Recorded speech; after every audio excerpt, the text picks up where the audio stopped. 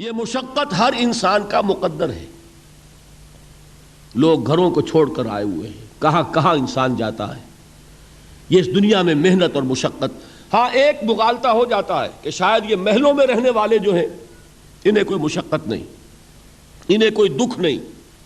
حالانکہ حقیقت یہ نہیں ہے.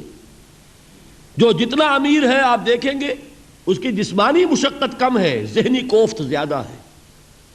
ٹرینکولائزرز کی انہیں ضرورت پڑتی ہے. خواب آور دوائیں مزدور کو نہیں کبھی ضرورت پڑے گی.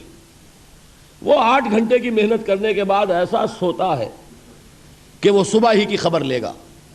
اور یہ وہ لوگ ہیں کہ جن کو ہپنوٹکس، خواب آور دوائیاں، سیڈیٹیوز، مسکن ادویات، یہ سارا لیبنیم اور یہ ویلیم اور یہ فلاں اور یہ فلاں، یہ کن کے ہاں جاتے ہیں؟ ذہنی سکون اور اطمینان انسان کو حاصل نہیں. کسی کی جسمانی مشقت ہے، کسی کی ذہنی مشقت.